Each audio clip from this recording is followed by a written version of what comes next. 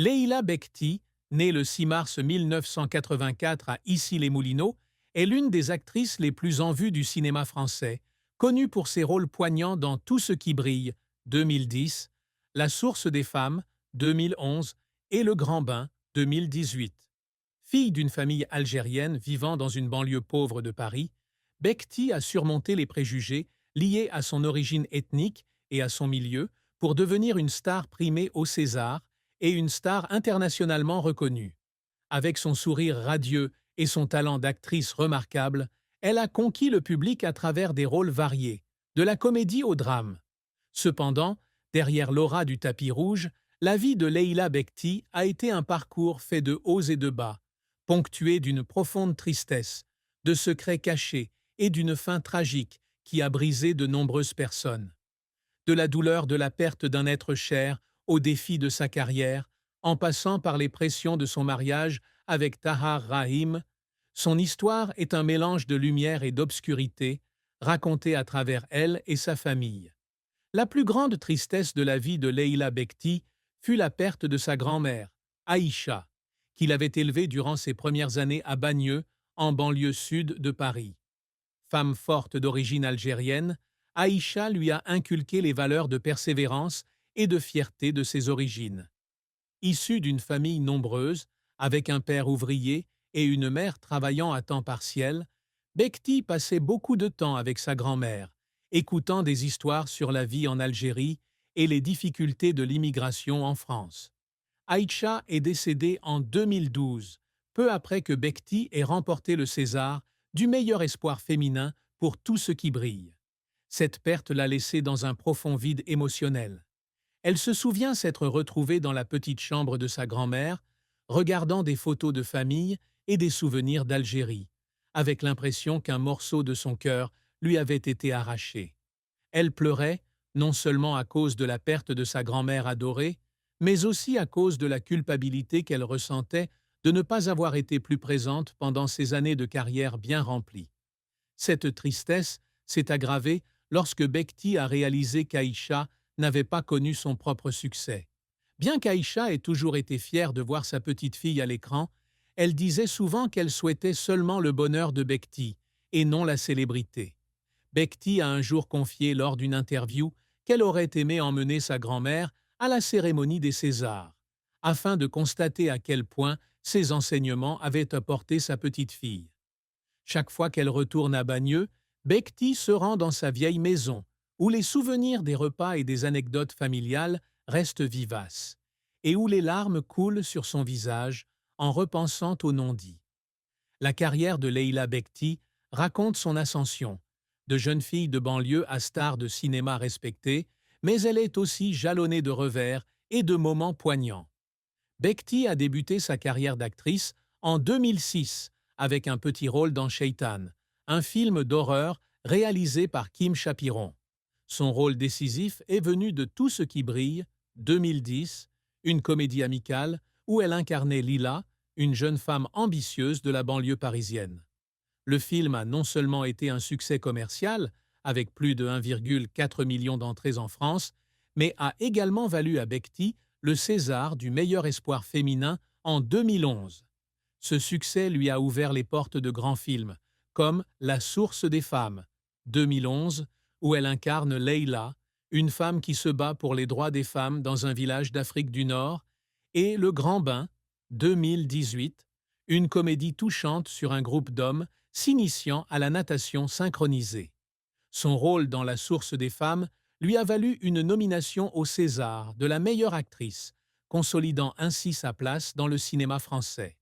Bekti a également connu un succès international, avec des rôles dans Un prophète, 2009, de Jacques Audiard, nominé à l'Oscar du meilleur film étranger, et The Eddy, 2020, une série Netflix produite par Damien Chazelle. Elle a reçu de nombreuses récompenses, dont le Prix Lumière, le Globe de Cristal et le titre de Chevalier des Arts et des Lettres. Ses succès témoignent de son talent et de son travail acharné, car elle a surmonté les préjugés liés à son origine ethnique et à ses origines pour devenir l'une des actrices d'origine algérienne les plus en vue. Cependant, la carrière de Bekti n'a pas été sans heurts. Le film Avant l'hiver, 1015, dans lequel elle donnait la réplique à Daniel Auteuil, a reçu des critiques mitigées, les critiques jugeant le récit manquant de profondeur et la performance insuffisante. Le box-office du film n'a pas non plus répondu aux attentes, ce qui a déçu Bekti. Elle se souvient avoir lu les critiques négatives un soir à Paris et avoir eu le sentiment d'avoir déçu le public. Elle a fondu en larmes dans sa chambre d'hôtel, se demandant si elle pourrait continuer à être une actrice principale après cet échec. Un autre revers a été les critiques pour son manque d'engagement sur les questions raciales en France, notamment pendant le mouvement Black Lives Matter en 2020. Certains militants ont dit qu'elle était trop douce pour éviter la controverse, ce qui lui a valu un sentiment d'incompréhension. Elle a déclaré vouloir utiliser le cinéma pour rassembler les gens, mais la pression de représenter la communauté algérienne l'a parfois épuisée. Les efforts de Bekti pour concilier carrière et famille l'ont également fait pleurer. Elle se souvient de l'époque du tournage de The Eddy à Paris, où elle travaillait 16 heures par jour pendant des mois, tandis que son mari, Tahar Rahim, était lui aussi occupé par des projets internationaux.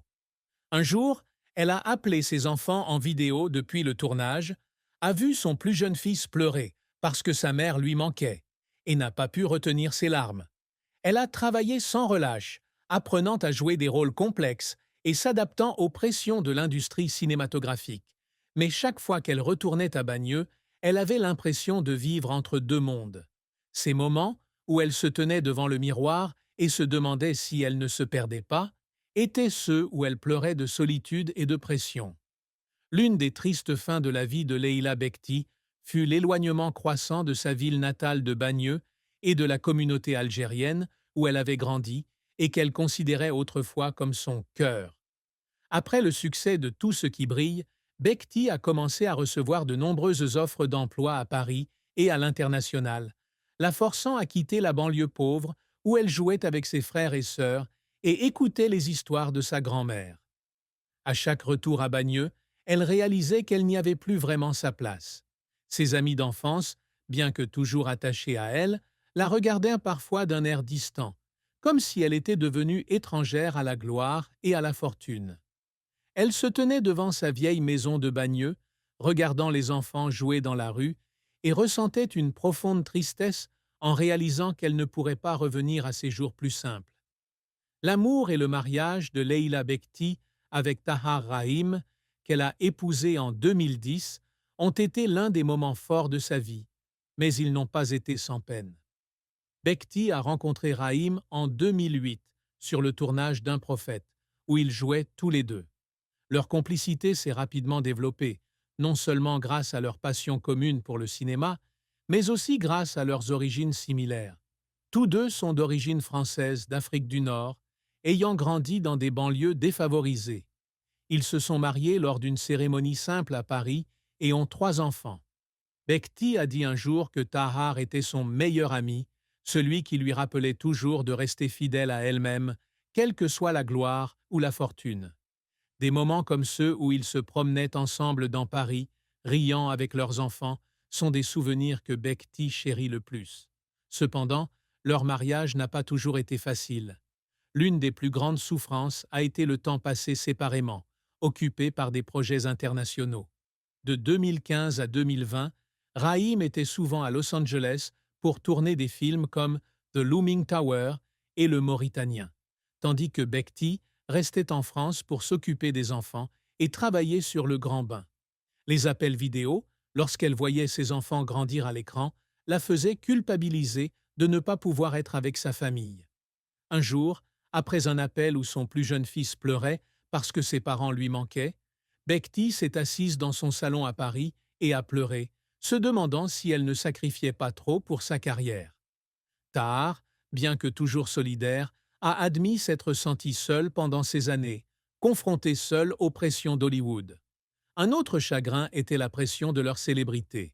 Couple phare du cinéma français, leur vie privée était souvent scrutée par la presse.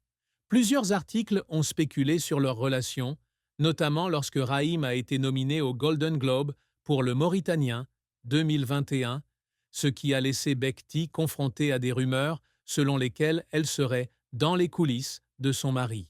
Bien que Tahar la protégeât, ces rumeurs les blessèrent tous les deux.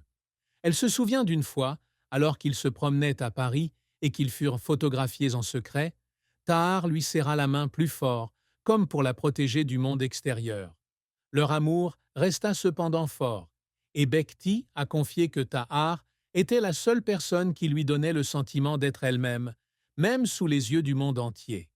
Le plus grand secret que Leila Bekti a gardé caché pendant des années était son incertitude à l'idée d'être perçue comme une